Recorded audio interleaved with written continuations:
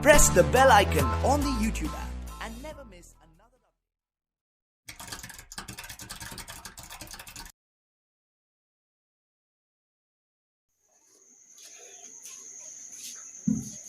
Hi everyone, welcome to Animation Channel Daji Academy 20. I am your friend Yasir. See how friends, I hope you will find. So let's come to the point. Today I will teach you WH type interrogative and negative sentence of future continuous tense. तो दोस्तों आज मैं आप सभी को future continuous tense का WH type interrogative and negative sentence को एक साथ पढ़ाने वाला हूं दोस्तों। तो हमारा फ्यूचर टेंस क्या होता है दोस्तों, ये मैं आप सभी को बता देता हूं। फ्यूचर टेंस वे टेंस होते हैं दोस्तों जिसके वाक्यों में कार्य का करना या होना भविष्य काल में पाया जाता है, उसे हम फ्यूचर टेंस कहते हैं। अब हमारा फ्यूचर कंटीन्यूअस टेंस क्या होता है दोस्तों, जिसके वाक्यों में कार्य का जारी होना भविष्य काल में पाया जाता है, हम फ्यूचर कंटीन्यूअस टेंस कहते हैं। अब फ्यूचर कंटीन्यूअस टेंस का आइडेंटिफिकेशन क्या होता है दोस्तों, ये भी मैं आप सभी को बता देता हूं। तो फ्यूचर कंटीन्यूअस टेंस के वाक्यों के लास्ट में रहा होगा, रही होगी, रहे होंगे आदि शब्द आते हैं। ये हमारे फ्यूचर कंटीन्यूअस टेंस का आइडेंटिफिकेशन है। अब मैं आप सभी को WH type integrative and negative sentence क्या होते हैं ये भी मैं आप सभी को बता देता हूं दोस्तों। जब हमारे वाक्यों के बीच में कब, क्यों, कैसे, कितने, कहां से यह WH टाइप इंटीग्रेटिव वर्ड आते हैं और वाक्यों के बीच में निषेध, नकारात्मक का बोध भी होता है, निगेटिव का भी बोध होता है, तो उसे हम WH type integrative and negative sentence कहते हैं दोस्तों। ये हमारे WH type integrative and negative sentence का आइडेंटिफिकेशन था। अब मैं आप सभी को कुछ रूल एक्सप्लेन करूंगा जिसके आधार पर इसे ट्रांसलेट करना है। तो रूल हमारा सिंपल है दोस्तों, केवल हम आई और बी के साथ हम शैल बी की और वर्ब में ING फॉर्म का इस्तेमाल करते हैं और अन्य सभी सब्जेक्ट के साथ हम विल बी और वर्ब में ING फॉर्म का इस्तेमाल करते हैं दोस्तों। तो ये हमारा फार्मूला है दोस्तों, जिसके आधार पर हमें वाक्य को ट्रांसलेट करना है दोस्तों। तो दोस्तों देखिए किस तरह ट्रांसलेट करना है। पहले हम WH वर्ड लिखेंगे, फिर विल शैल लिखेंगे सब्जेक्ट के अनुसार, फिर सब्जेक्ट लिखेंगे, फिर हम वर्ब बी लिखेंगे, फिर वर्ब में ING फॉर्म का इस्तेमाल कर, फिर ऑब्जेक्ट, फिर अदर, फिर क्वेश्चन मार्क। दोस्तों यहाँ पर हमने स्पेस छोड़ा है क्योंकि यहाँ पर हम नॉट लिखेंगे जो कि हम आपको लास्ट में पढ़ाएंगे, तो इसलिए हम यहाँ स्पेस छोड़ेंगे। आप लोग कंफ्यूज मत होइएगा। अब हम कुछ एग्जाम्पल के थ्रू आप लोगों को बताते हैं कि इसे ट्रांसलेट किस तरह करना है दोस्तों। और कुछ और भी रूल है जो मैं आपको लास्ट में एक्सप्लेन करूंगा या पहले ही कर देता हूं दोस्तों। जब वाक्यों के बीच में कितना, कितने, कौन सा, किसका, इस प्रकार के WH टाइप वर्ड आएंगे तो हम उनके साथ ट्रांसलेट करते वक्त उनके साथ हम उनसे संबंधित नाउन को भी उन्हीं के साथ लिख देंगे। और वाक्य में जब हु कर्ता का कार्य कर रहा होगा तो हम हु के बाद विल शैल का उपयोग करेंगे, उसके बाद वर्ब में ING फॉर्म का भी इस्तेमाल करेंगे दोस्तों। तो दोस्तों अब हम कुछ एग्जाम्पल के थ्रू आप लोगों को ट्रांसलेशन करना बता रहे हैं दोस्तों। देखिए किस तरह।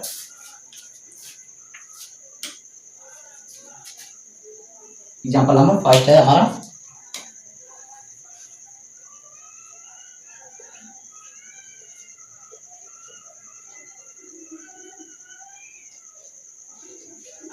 तुम्हारे पिताजी कल कहाँ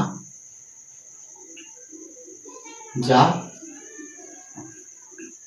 रहे होंगे। तुम्हारे पिताजी कल कहाँ जा रहे होंगे, यह दोस्तों हमारा WH टाइप इंट्रोगेटिव सेंटेंस है।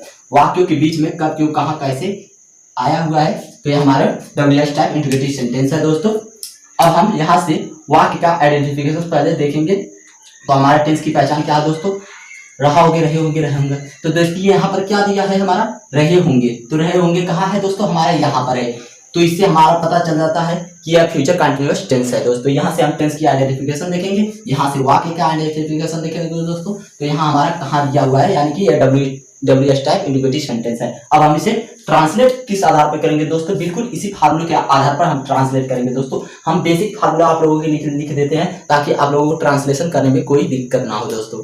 तो जो भी यह फार्मूला मांग करेगा उसे हम लिखते जाएंगे और हमारा सेंटेंस पूरी तरह से कंप्लीट हो जाएगा दोस्तों। तो दोस्तों अभी तक आपने अगर हमारे चैनल को सब्सक्राइब नहीं किया है तो हमारे चैनल को सब्सक्राइब कर लीजिए ताकि हमारे आने वाली न्यू वीडियो सबसे पहले आप तक पहुंच जाए। और आप हमारे चैनल पर पुराने हैं तो हमारे इस वीडियो को लाइक कर दीजिए दोस्तों और वीडियो को एंड तक देखिए, आपसे रिक्वेस्ट है दोस्तों। तो देखिए इसे हम किस तरह ट्रांसलेट करते हैं दोस्तों। पहले हम लिखेंगे WH वर्ड। तो WH वर्ड क्या है हमारा, कहाँ है। तो कहाँ का मीनिंग क्या होता है दोस्तों, वेयर।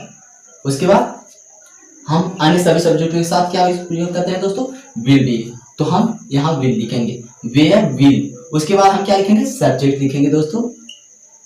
सब्जेक्ट क्या है हमारा, तुम्हारे पिताजी, यानी कि योर फादर।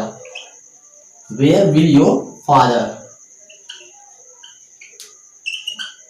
फिर क्या लिखेंगे दोस्तों हम, सब्जेक्ट के बाद बी, फिर वर्ब में आईएनजी फॉर्म। जाने का क्या होता है दोस्तों, गो, आईएनजी फॉर्म ऐड कर देंगे, गोइंग। उसके बाद अदर ऑब्जेक्ट लिखेंगे, गोइंग। तुम्हारे पिताजी कल कहाँ जा रहे होंगे, तो where will you father be going. उसके बाद हम क्या लिखेंगे दोस्तों, उसके बाद हम ऑब्जेक्ट लिखेंगे। तो ऑब्जेक्ट क्या है हमारा, ऑब्जेक्ट तो है नहीं यहाँ पर, इसलिए हम क्या लिखेंगे, अदर लिखेंगे। तुम्हारे पिताजी कल कहाँ जा रहे होंगे, where will your father be going tomorrow. तो ये हमारा पहला सेंटेंस पूरी तरह से कंप्लीट हो गया दोस्तों। अब हम दूसरा एग्जांपल लेकर आप लोगों को ट्रांसलेशन करना बता रहे हैं। इसी की तरह दूसरा एग्जांपल भी लेंगे हम। दूसरा एग्जांपल है हमारा, सोहन कल दफ्तर कब जा रहा होगा। सोहन कल दफ्तर कब जा रहा होगा। दोस्तों हम एक मोस्ट इंपोर्टेंट बात बताना आप लोगों को भूल गए। जब इस टेंस में, फ्यूचर टेंस में कहीं भी कल का बोध होता है तो हम कल के लिए हमेशा टुमारो का यूज करते हैं, कभी यस्टरडे का यूज नहीं करते फ्यूचर टेंस में दोस्तों। तो यहाँ देखिए हमारा दिया हुआ है, यहाँ से हम वाक्य का आइडेंटिफिकेशन देख लेंगे दोस्तों। तो यहाँ देखिए रहा होगा, तो यहाँ रहा होगा है, कहाँ है हमारा रहा होगा, यहाँ पर है दोस्तों। तो अब हम इसे ट्रांसलेट करते हैं दोस्तों, किस तरह, पहले हम WH वर्ड लिखेंगे। तो हमारा WH वर्ड क्या है, व्हेन। तो हम पहले व्हेन लिखेंगे, व्हेन। उसके बाद हम अन्य सभी सब्जेक्ट के साथ विल बी का यूज करते हैं, व्हेन विल। फिर क्या लिखेंगे, सोहन, सोहन, फिर बी। उसके बाद वर्ब का फर्स्ट फॉर्म, वर्ब का फर्स्ट फॉर्म क्या है दोस्तों, जा रहा होगा, Sohan going to office, office. उसके बाद लास्ट में क्या लगाएंगे हम दोस्तों, टुमारो, और लास्ट में सबसे क्वेश्चन मार्क लगा देंगे और हमारा सेंटेंस पूरी तरह से कंप्लीट हो जाएगा दोस्तों। When will Sohan be going to office tomorrow. ये हमारा दूसरा सेंटेंस भी पूरी तरह से कंप्लीट हो गया। अब हम कुछ खास एग्जांपल लेते हैं, आप लोगों को एक्सप्लेन करते हैं दोस्तों कुछ डिफरेंट एग्जांपल्स। तो हम लेते हैं तीसरा एग्जांपल हु के लिए।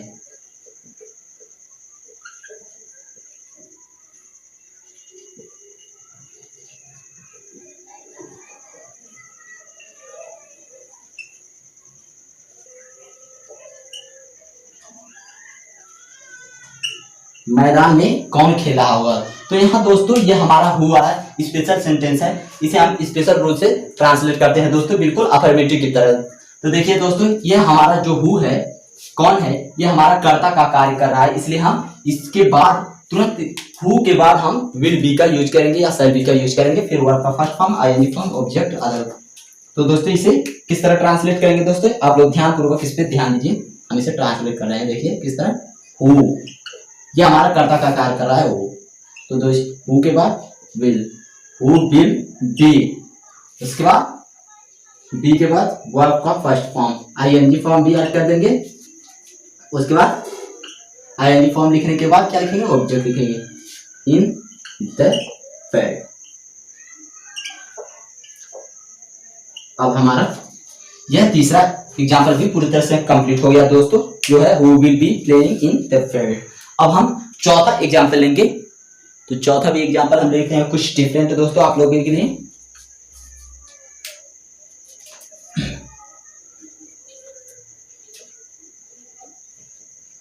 कमरे में कितने लड़के सो रहे होंगे। कमरे में कितने लड़के सो रहे होंगे। तो दोस्तों हमने आप लोगों को पहले ही बताया है, जब वाक्यों के बीच में कितने, कितना, कौन सा या किसका आएगा तो हम उसके साथ ट्रांसलेशन करते हुए अंग्रेजी लिखते साथ इस कितने का इंग्लिश लिखने के साथ उसके संबंधित नाउन को भी लिखेंगे। तो दोस्तों देखिए यहाँ किस तरह हम इसे ट्रांसलेट करेंगे। हम लिखेंगे हाउ मेनी बॉयज, इसे हम कनेक्टिव मान करके एक साथ लिखेंगे कितने लड़के को। तो देखिए हाउ मेनी बॉयज। उसके बाद हम इसके बाद ही हम विल बी या शैल बी का यूज करेंगे दोस्तों। तो देखिए how many boys will be, उसके बाद वर्ब का फर्स्ट फॉर्म स्लीप, फिर आईएनजी फॉर्म, फिर object sleeping in the room, और लास्ट में क्वेश्चन मार्क लगाना ना भूलेंगे दोस्तों, नहीं तो हमारा सेंटेंस गलत हो जाएगा। तो ये हमारा चौथा एग्जांपल था जो पूरी तरह से कंप्लीट है। How many boys will be sleeping in the field, room. तो दोस्तों अब हमारा 4 एग्जाम्पल पूरी तरह से कंप्लीट हो गए। अब मैं निगेटिव के लिए कुछ एग्जाम्पल लूंगा और आपको एक्सप्लेन करूंगा कि उसे किस तरह ट्रांसलेट करना है दोस्तों। तो दोस्तों अब हम इसे इरेज कर देते हैं, अब ध्यानपूर्वक देख लीजिए। तो दोस्तों वे हमारे WH टाइप इंटीग्रेटिव सेंटेंस थे। अब हम निगेटिव के लिए फार्मूला क्रिएट करेंगे दोस्तों। फार्मूला वही रहेगा चाहे हमारा WH टाइप इंटीग्रेटिव या नेगेटिव सेंटेंस हो या हेल्पिंग वर्ब से शुरू होने वाले हेल्पिंग वर्ब से शुरू होने वाले इंटीग्रेटिव या नेगेटिव सेंटेंस हो दोस्तों। हम सब्जेक्ट के बाद नॉट लगाते हैं और हमारा WH टाइप इंटीग्रेटिव या नेगेटिव सेंटेंस भी बन जाएगा और हेल्पिंग वर्ब से शुरू होने वाले इंटीग्रेटिव या नेगेटिव सेंटेंस भी क्रिएट हो जाएंगे दोस्तों। तो हम सब्जेक्ट के तुरंत बाद क्या लगाएंगे, नॉट लगाएंगे और हमारा WH टाइप इंटीग्रेटिव या नेगेटिव सेंटेंस तैयार हो जाएगा दोस्तों। तो यहाँ पर हम प्लस लगा देते हैं। तो यह हमारा दूसरा फार्मूला है जो helping verbs WH type integrative या नेगेटिव सेंटेंस दोनों के लिए है। तो दोस्तों इसे हम किस तरह ट्रांसलेट करेंगे, देखिए वह अपनी पुस्तक क्यों नहीं पढ़ रहा होगा। तो देखिए दोस्तों पहले हम WH वर्ड लिखते हैं चूंकि फार्मूले में दिया हुआ है। तो वाई उसके बाद विल, अन्य सभी शब्दों के बाद विल बी, वाई विल, उसके बाद बी, फिर नॉट, सब्जेक्ट के तुरंत बाद नॉट, फिर बी, फिर वर्ब का आईएनजी फॉर्म का इस्तेमाल करेंगे बी, रीड में आईएनजी फॉर्म, रीडिंग, फिर अपने के लिए ही के साथ हिज, फिर बुक, और लास्ट में क्वेश्चन मार्क लगा देंगे। Why will he not be reading his books? यार हमारा सेंटेंस पूरी तरह से कंप्लीट हो गया दोस्तों। अब हम कुछ और एग्जांपल लेते हैं, छठवां एग्जांपल लेते हैं दोस्तों। तो छठवां एग्जांपल है हमारा लड़के नदी में स्नान क्यों नहीं कर रही होंगे। लड़के नदी में स्नान क्यों नहीं कर रहे होंगे। तो इसे भी हम इसी फार्मूले के आधार पर बिल्कुल ट्रांसलेट कर देंगे दोस्तों। तो पहले लिखेंगे वाई, WH वर्ड हमारा वाई, उसके बाद will, why will the boys, why will the boys not, फिर बी, फिर आईएनजी फॉर्म, वर्ब बात, स्वतंत्र रूप से हम लिख देते हैं दोस्तों बात, आईएनजी फॉर्म ऐड कर देंगे, बाथिंग इन द रिवर, और लास्ट में क्वेश्चन मार्क लगा देंगे। और हमारा छठवां एग्जाम्पल भी पूरी तरह से कंप्लीट हो गया है दोस्तों। Why will the boys not be bathing in the river. तो दोस्तों ये हमारे कुछ एग्जाम्पल थे जो पूरी तरह से कंप्लीट हो गए दोस्तों। तो अब दोस्तों उम्मीद है आप लोगों को ये वीडियो समझ में आया होगा दोस्तों। तो यदि आप लोगों को वीडियो में कहीं भी किसी भी टॉपिक पर कोई डाउट हो तो हमारे कमेंट बॉक्स में कमेंट कर सकते हैं और मैं उसे क्लियर कर दूंगा दोस्तों। तो देख लीजिए आप लोग ध्यान से।